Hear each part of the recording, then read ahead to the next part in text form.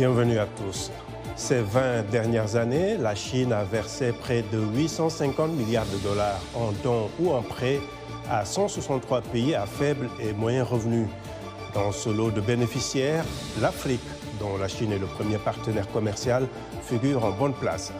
En 2019, les échanges commerciaux entre la Chine et l'Afrique se sont chiffrés à 200 milliards de dollars plutôt, avec une contraction en 2020 en raison de la pandémie de Covid-19. Ces échanges se sont relancés cette année. Au 8e forum sur la coopération qui s'est tenu en début de semaine à Dakar, Pékin a promis une nouvelle ère dans un partenariat basé sur l'égalité. Quant au ministre sénégalais de l'économie Amadou Hott, il appelle à une relation moins centrée sur la dette qui profite davantage aux économies des pays respectifs. Sur le plan diplomatique, les pays africains semblent se ranger du côté de Pékin concernant le dossier de Taïwan, réitérant le principe d'une seule Chine. Comment la Chine s'est-elle imposée comme un partenaire incontournable de l'Afrique? Comment le continent peut-il tirer son épingle du jeu dans cette relation? Réponse avec nos analystes.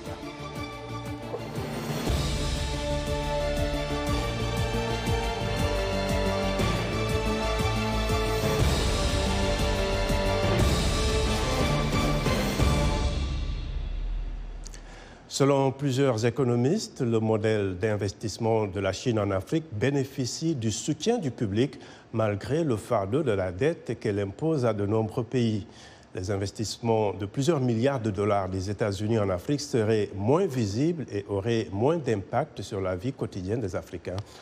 Pour y voir plus clair, notre correspondante à Nairobi, Victoria Amunga, a posé la question à quelques économistes sur place. C'est un récit de Salwa Jafari.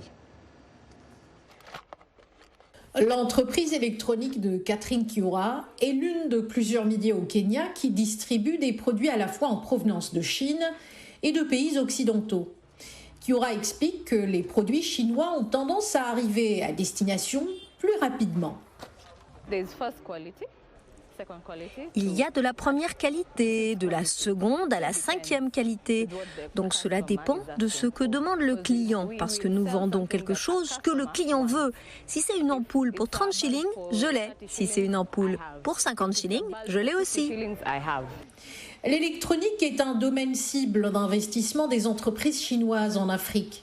Pour le citoyen kényan, de tels investissements ont un impact direct sur la vie quotidienne. Beaucoup de produits que nous voyons dans les magasins viennent de Chine. Les projets gouvernementaux dont nous entendons parler sont également dirigés par des Chinois. Ainsi, même si l'Amérique investit, nous ne le voyons pas sur le terrain. Nous entendons dire que l'Amérique a fait ceci et cela, mais nous ne les avons pas vus à la base. Selon les économistes, le modèle d'investissement des pays étrangers est essentiel dans la compétition pour l'influence à travers l'Afrique. La Chine a suivi son argent dans les pays dans lesquels elle a investi, contrairement à d'autres prêteurs.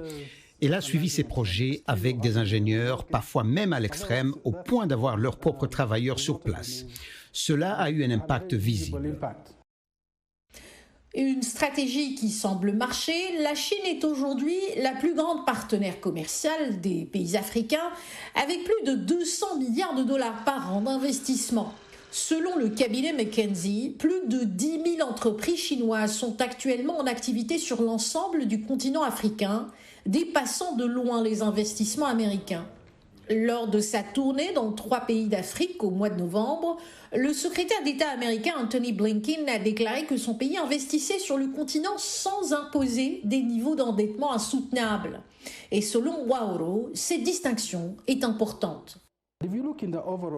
Si vous regardez l'image globale de l'encours de la dette, et j'entends par là d'autres dettes au-delà de prêts commerciaux, la Chine a été principalement pour la dette commerciale. L'Occident est toujours en avance en termes de dollars réels sur le terrain, et aussi parce que, si vous incluez les institutions détenues par le FMI, la totalité de ces institutions bilatérales et multilatérales, vous voyez, c'est toujours l'espace occidental. Les entreprises chinoises opèrent dans de nombreux secteurs de l'économie africaine. Toujours selon le cabinet McKinsey, près d'un tiers sont impliqués dans l'industrie manufacturière, un quart dans les services et environ un cinquième chacun dans le commerce ainsi que la construction et l'immobilier. Dans les infrastructures, la domination des entreprises chinoises est encore plus prononcée et elles revendiquent près de 50% du marché de la construction sous contrat international en Afrique. Merci beaucoup, Salwa. À présent, nos invités à Dakar, Ibrahima Khalil-Niang, chercheur postdoctoral à l'Université du Cap en Afrique du Sud, et vos recherches portent essentiellement sur les relations Chine-Afrique. À Paris, nous avons Thierry Perrault, directeur de recherche au CNRS, également spécialiste des relations Chine-Afrique, et ici à Washington, Jean-Claude Zamba, analyste politique. Merci à tous.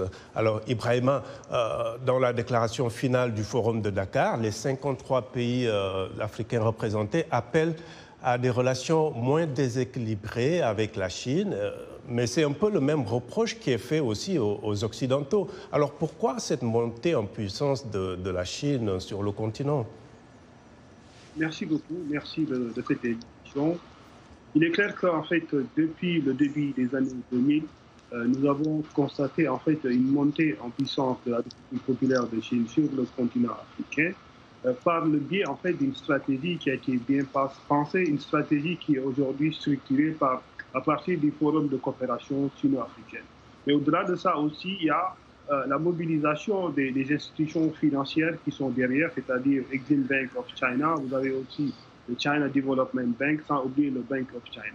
Donc cette stratégie-là a amené en fait la Chine à pouvoir exercer une grande influence sur le continent africain, fait qu'aujourd'hui en fait en termes de volume d'investissement, nous avons noté qu'il y a eu en fait un stock d'investissement chinois qui est très important, qui tourne autour de 44,4 milliards de dollars, mais qui est aussi inférieur au volume d'investissement de l'Europe et des États-Unis d'Amérique sur le continent africain, mais c'est le volume aussi des échanges commerciaux qui est important, qui fait que depuis 2009, la Chine est le principal partenaire commercial du continent africain, avec 200 milliards de dollars en volume d'échange.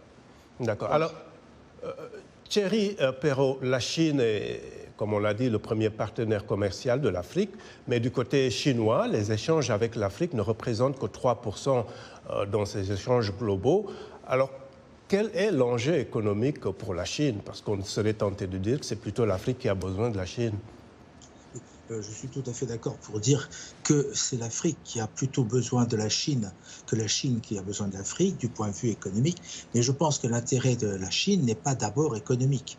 L'intérêt des entreprises chinoises peut être certain pour l'Afrique, mais l'intérêt du pays, de la Chine pour l'Afrique, il est d'abord et avant tout politique. Et c'est une histoire qui remonte en fait au lendemain des événements sanglants de Tiananmen, lorsque la Chine a subi les sanctions des pays occidentaux et qu'elle a décidé de remettre en place une stratégie. Et cette stratégie l'a axée essentiellement sur les pays africains, parce que parmi les pays qui ont réagi de façon peu défavorable à Pékin après les événements de Tiananmen, l'Afrique s'est montrée particulièrement conciliante avec... Sauf qu'on a cette idée aussi que la Chine a besoin de s'approvisionner des matières premières en Afrique. Alors, elle a besoin de s'approvisionner en matières premières, mais pas de l'Afrique en particulier. Elle s'est constituée une palette de fournisseurs au cours de ces 20 dernières années, et elle peut jouer avec ses fournisseurs en fonction de ses propres besoins ou en fonction des relations qu'elle peut entretenir avec ces pays, et quitter un fournisseur très rapidement. On l'a vu récemment à propos de l'Australie. Alors, le résultat aujourd'hui, c'est que vous avez des pays africains qui sont fournisseurs en matières premières à la Chine, mais qui ne sont jamais des fournisseurs dont dépend effectivement la Chine, mais eux, ce qu'ils vendent à la Chine, pèsent très lourdement dans leurs exportations, et de ce fait, ils sont dépendants de la demande chinoise. D'accord. Alors, Jean-Claude Zamba, il y a cette idée d'une Chine très généreuse en Afrique, puisqu'elle finance beaucoup de projets d'infrastructures dont le continent a besoin pour se développer. ces prêts quand même font l'objet de débats, mais cela n'empêche pas les pays africains de se tourner vers la Chine. Pourquoi ? Parce que déjà la Chine offre des modalités qui sont plus faciles à accepter par ces pays. Beaucoup de pays occidentaux, quand ils font des prêts, ça vient avec certaines conditions. La Chine, généralement, est très connue pour avoir des prêts à des taux d'intérêt assez bas. Également, je pense que le problème de la dette de la Chine par rapport aux pays africains, je pense que c'est au niveau de la négociation. Et puis également, c'est au niveau de la bonne gouvernance du côté africain.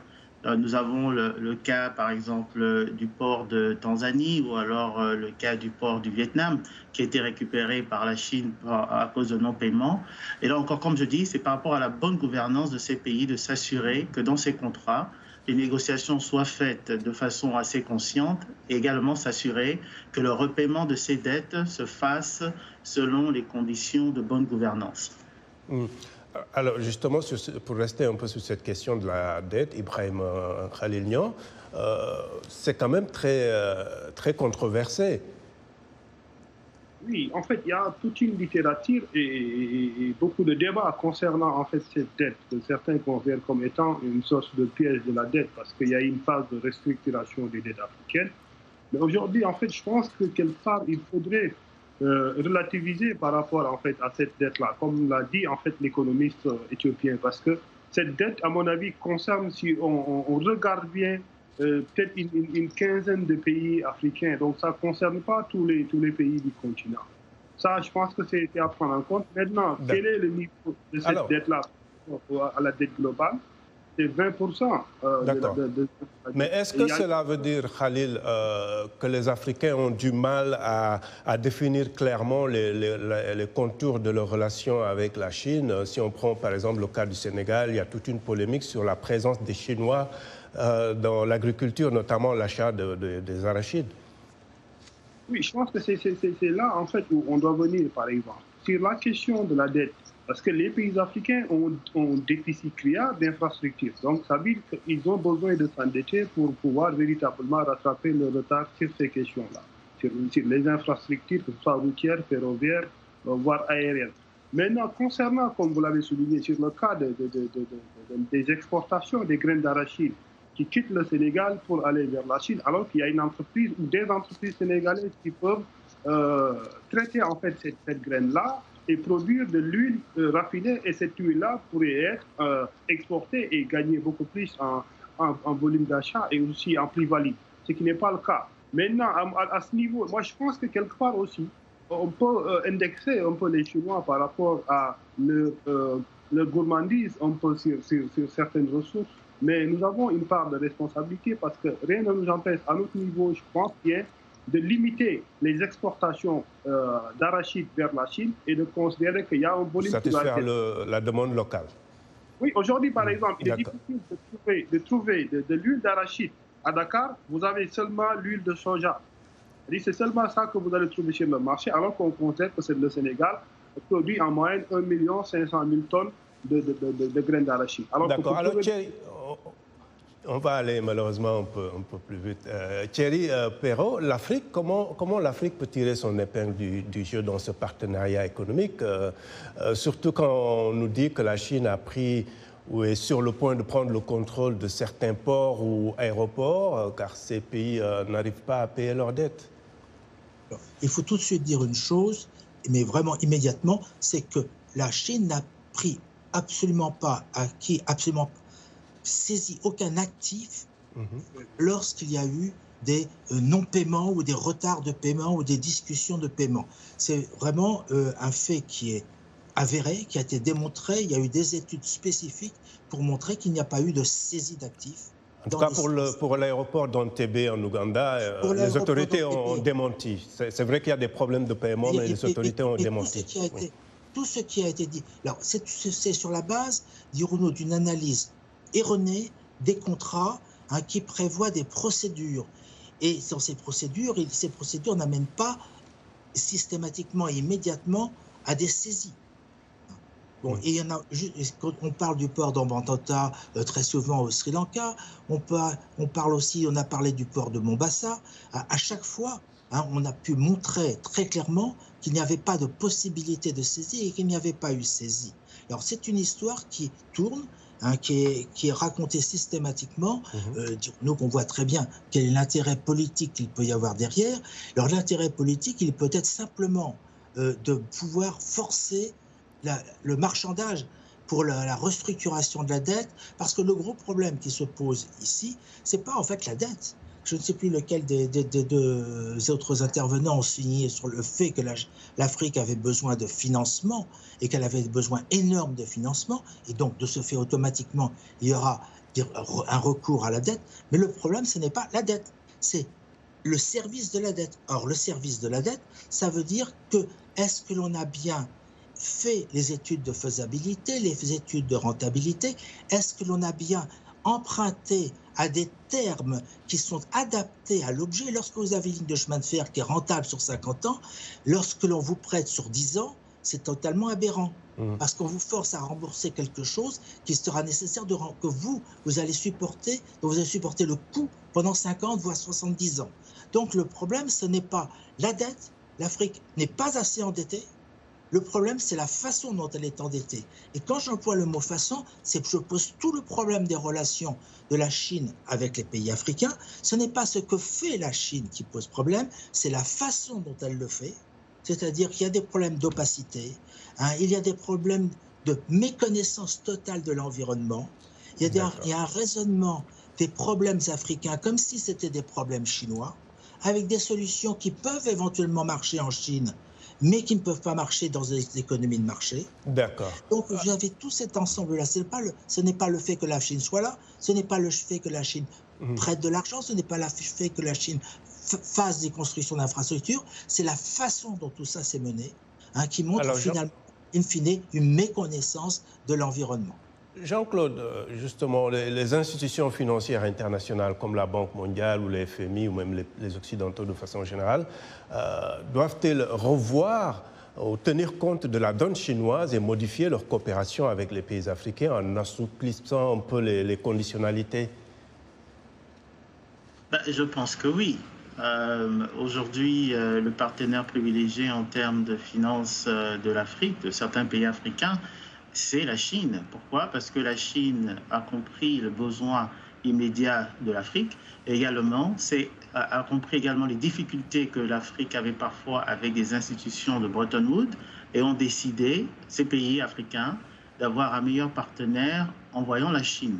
Il faut dire que la Chine, quelque part, la Chine de Mao Tse-tung, a quand même déjà 100 ans par rapport à son parti communiste. Quand la Chine met en place l'Exim Bank de la Chine ou met en place des banques pour accompagner non seulement leurs entreprises, mais également accompagner ces pays africains qui ont un besoin, il faut dire que c'est parce qu'ils répondent à une demande qu'ils ont vue. Ils ont pris le temps d'étudier et de regarder. La Chine, comme a dit certains intervenants, se positionne sur le plan politique, sur le plan économique, sur le plan militaire. Récemment, on a vu le hypersonique qui a été lancé par la Chine, 6500 km/h, et qui a quelque part mis une certaine frayeur au niveau des pays occidentaux. La Chine veut montrer qu'aujourd'hui, elle est un partenaire privilégié et qui peut faire avancer l'Afrique au niveau de tous les éléments dont l'Afrique a besoin. Donc je pense que l'Europe et l'Amérique qui aujourd'hui se refocalisent sur l'Indo-Pacifique à cause de ce que représente la Chine, je pense que c'est pour encore nous montrer une fois que la Chine a sa place et que les pays africains doivent savoir tirer leur épingle du jeu. D'accord. Alors, voici quelques commentaires de nos téléspectateurs sur la page Facebook de VOA Afrique. Archiduc Théodore N'Djamena nous dit « La Chine est en train de gagner du terrain dans les relations entre elle et l'Afrique. Sa stratégie gagnant-gagnant a servi l'Afrique dans la construction d'infrastructures. » Alphonse Mbouaki à Kinshasa nous dit que la Chine doit réformer son partenariat en transférant sa technologie au continent, en privilégiant les compétences locales, l'utilisation de la main-d'œuvre locale, en empêchant les privés chinois de s'impliquer dans le commerce de détail réservé aux nationaux. Et l'histoire a démontré que la dette n'a pas développé les pays bénéficiaires. Et puis Roméo Mingiedi, il est dans la province du Congo central en RDC, il écrit « Il revient aux hommes politiques africains de faire preuve d'une gestion saine et responsable ». Voilà, merci de rester fidèle à VOA Afrique. Washington Forum revient après une courte pause.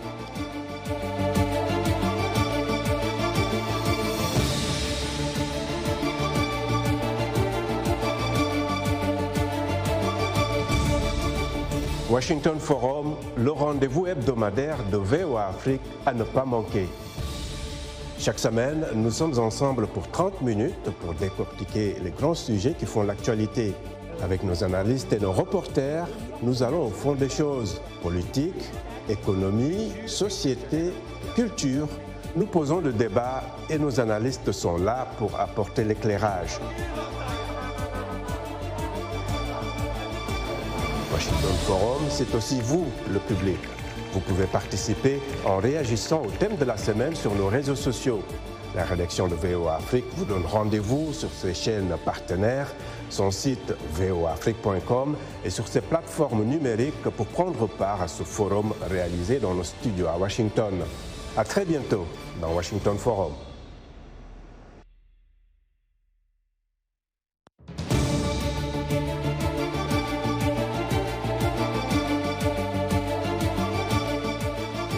Heureux de vous retrouver pour la seconde partie de Washington Forum. Le 8e forum sur la coopération sino-africaine s'est tenu lundi et mardi à Dakar avec la présence d'investisseurs chinois et africains. Au Sénégal, la présence chinoise est remarquée dans plusieurs domaines allant du petit commerce aux infrastructures comme les routes en passant par le bâtiment ou encore l'agriculture. Voici ce que quelques Sénégalais rencontrés à Dakar pensent de la coopération chinoise. On a vu que c'est la coopération chinoise qui a construit le stade Amitié. Bon, le pôle urbain de Diamniadio, beaucoup de trucs sont en train d'être faits là-bas.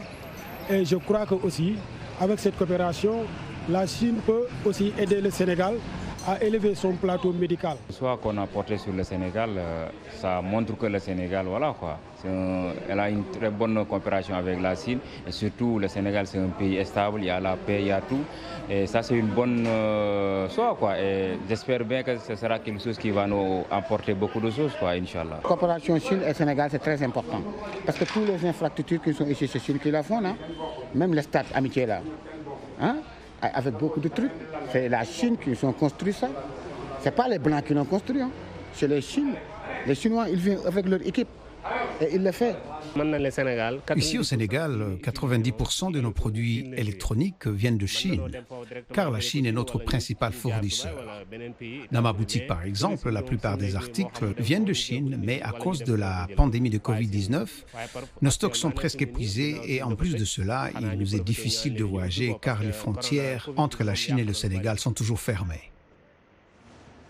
Voilà, et je rappelle nos invités pour ce Washington Forum. À Dakar, Ibrahim Khalil Niang, chercheur postdoctoral à l'Université du Cap et qui fait ses recherches sur les relations Chine-Afrique.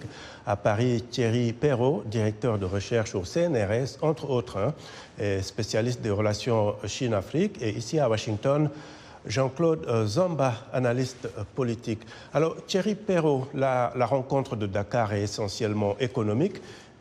Mais la diplomatie était aussi au rendez-vous.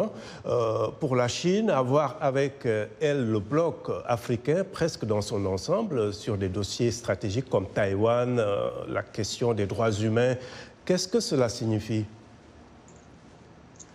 Disons que c'est un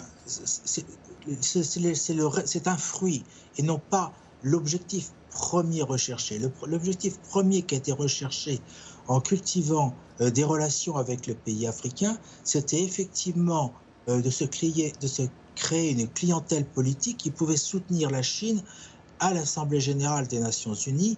Et cela a pour résultat effectivement d'exclure au fur et à mesure Taïwan d'un certain nombre d'instances. Ça permet éventuellement de ne pas voter de résolution qui pourrait condamner la Chine à propos de ce qui se passe dans la province de Xinjiang. Mais en fait, ce qui se passe là où c'est l'élément le plus important, c'est le fait que la Chine a pu, grâce à ce soutien, se faire nommer à la direction d'un certain nombre d'agences onusiennes. Aujourd'hui, il y en a 4. Il y a la FAO, vous avez l'ONUDI, vous avez l'agence des télécommunications et vous avez l'agence civile de l'aviation. Donc, aucun pays jusqu'à présent n'avait réussi à réunir au même moment les 4 directions de ces agences onusiennes. Et je vous rappelle qu'auparavant, l'agence l'OMS avait été aussi dirigée par un directeur chinois qui a passé la main à un directeur éthiopien et un autre directeur éthiopien devrait arriver à la tête de l'ONUDI. Donc vous voyez que c'est en fait une forme de lobbying, une création de réseau, et c'est effectivement là l'élément le plus important. Alors, oui, Khalil, on a quelques minutes pour terminer. Khalil, comment comprenez-vous la position des États africains sur Taïwan et la question de la minorité ouïghour, considérée comme des sujets de politique intérieure chinoise? Est-ce que c'est parce qu'ils aiment bien la posture de Pékin qui ne veut pas s'immiscer dans les affaires intérieures africaines? Je pense que c'est des points qui ont été soulignés lors en fait, de la signature des accords de relation, parce que les principes, les 5 principes, comme le principe de non-ingérence dans les affaires intérieures des pays, ça en fait pousse les États africains à ne pas véritablement en fait donner leur avis sur ces questions-là. Déjà que la Chine a réussi à isoler Taïwan diplomatiquement par ce qu'on appelle la diplomatie du chéquier avec tous ces pays qui se retrouvent aujourd'hui avec la République populaire de Chine d'un côté.